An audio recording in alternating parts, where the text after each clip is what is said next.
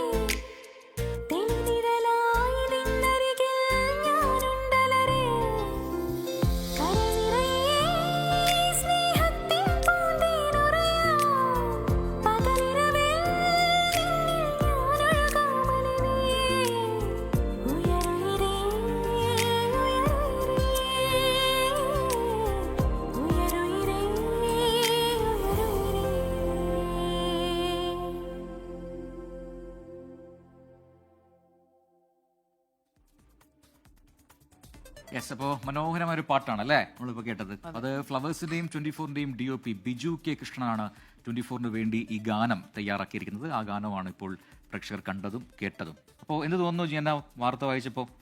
ഓക്കെയാണ്? കുഴപ്പമൊന്നുമില്ല.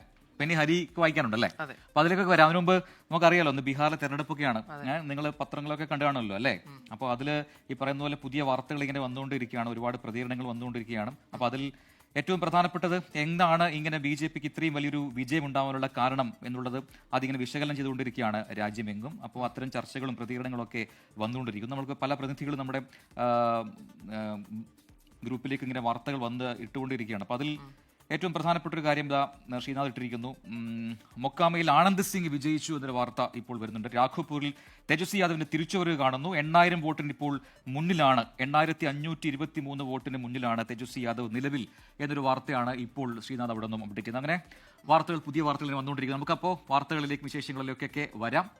ഒരു ചെറിയ ഇടവേളയുണ്ട്. അതിനു മുമ്പ് നമുക്ക് ബീഹാറിലേക്ക് ഒന്നുകൂടി പോകണം എന്നാണ് യെസ് PCR എന്ന് പറയുന്നത്. നമുക്ക് തദ്ദേശ തെരഞ്ഞെടുപ്പിന്റെ വിശേഷങ്ങളിലേക്കാണ്. തദ്ദേശ തെരഞ്ഞെടുപ്പ് ചൂടിൽ കേരളം.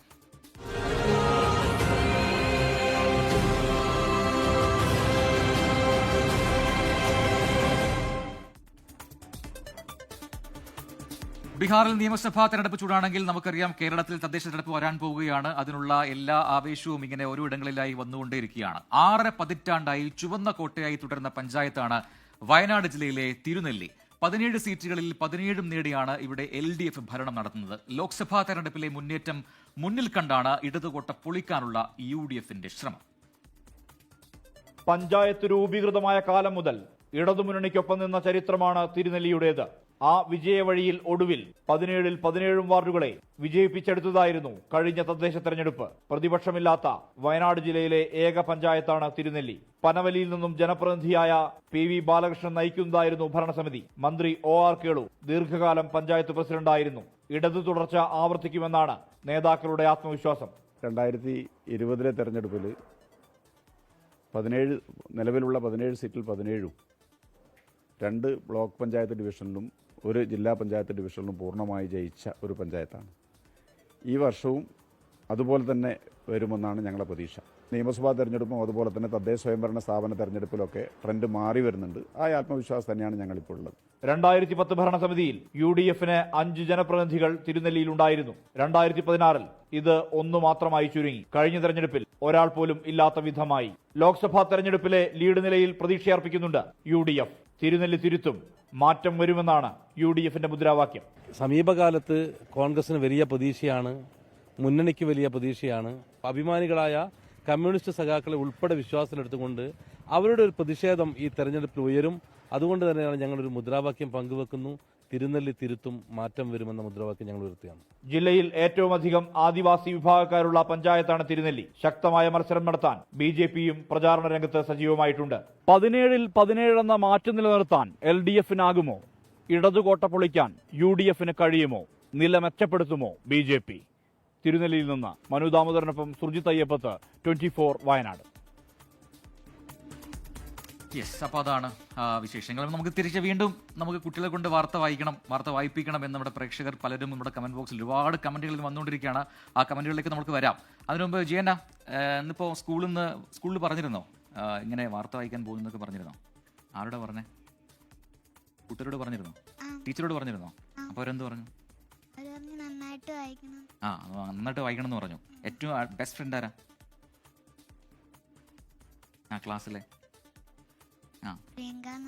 പ്രിയങ്ക എന്ത് പറഞ്ഞു? അപ്പൊ പ്രിയങ്കയോട് പറഞ്ഞോ? സ്പെഷ്യലായിട്ട് പറഞ്ഞോ? അപ്പൊ എന്താ പറഞ്ഞേ പ്രിയങ്ക? അപ്പൊ ഒന്നുകൂടെ കാണിച്ചു കൊടുത്തല്ലോ നന്നായിട്ട് വായിച്ചിട്ട്. അടുത്ത വാർത്ത വായിക്കോ? റെഡി അല്ലേ? അപ്പൊ ഓക്കെ, വായിച്ചോ. പാലക്കാട് കൽപ്പാത്തി തെരുവുകളിൽ ഇനി രഥോത്സവ നാളുകൾ. രഥങ്ങൾ പ്രയാണം തുടങ്ങി.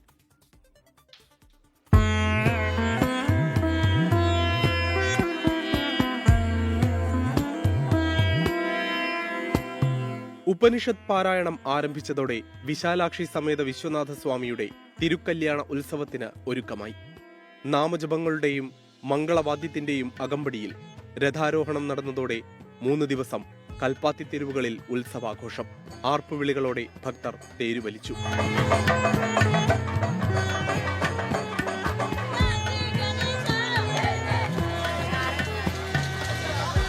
രണ്ടാം തേരുനാളായ 15-ന് പുതിയ കൽപ്പാത്തി മന്തക്കര മഹാഗണപതിയുടെ രഥം പ്രയാണം തുടങ്ങും.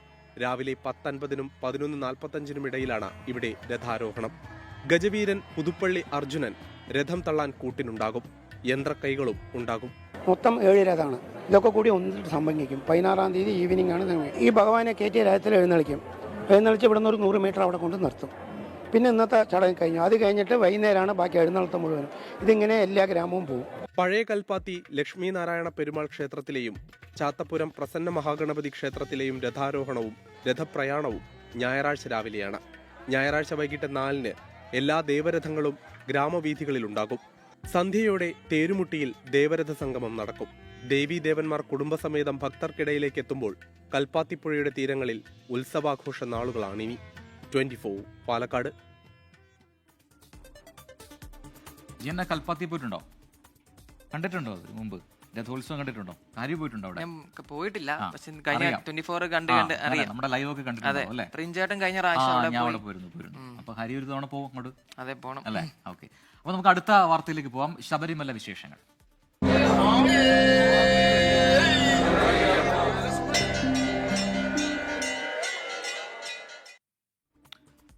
അപ്പോ ഹരിയാണ് ഇനി വാർത്ത വായിക്കുന്നത് അല്ലേ? നോക്കാം. ഓക്കെ. ശബരിമല മണ്ഡലകാല മകരവിളക്ക് മഹോത്സവം ആരംഭിക്കാൻ ഇനി 2 ദിവസം മാത്രമാണുള്ളത്. കഴിഞ്ഞ വർഷത്തെ അപേക്ഷിച്ച് ഒരുക്കങ്ങൾക്ക് വേഗം വളരെ കുറവാണ്. നിലയ്ക്കലിലും പമ്പയിലും മരാമത്ത് ജോലികൾ ഇതുവരെ പൂർത്തിയായിട്ടില്ല. ശുചിമുറികളും ഇത്തവണ ഒരുങ്ങിയിട്ടില്ല.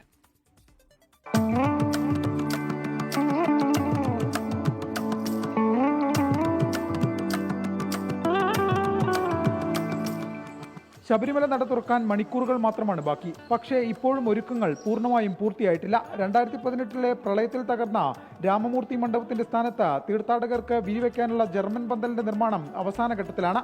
16-ാം തീയതി മുതൽ തന്നെ ഇത് ഭക്തർക്കായി തുറന്നു നൽകാനാകുമെന്നാണ് ദേവസ്വം ബോർഡിന്റെ പ്രതീക്ഷ. പമ്പയിൽ വിവിധയിടങ്ങളിൽ മരാമത്ത് ജോലികൾ ഇപ്പോഴും പുരോഗമിക്കുകയാണ്.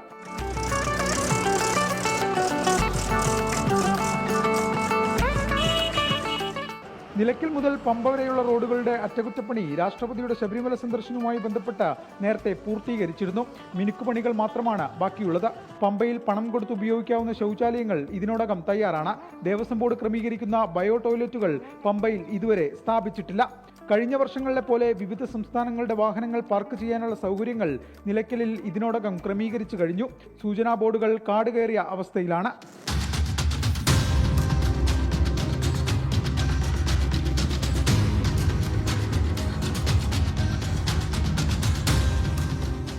ഹൈക്കോടതി അംഗീകരിച്ച 17 തീർത്ഥാടന റോഡുകളിൽ ഭൂരിഭാഗത്തിലും ഇതുവരെ അറ്റകുറ്റപ്പണികൾ പൂർത്തിയാക്കിയിട്ടില്ല.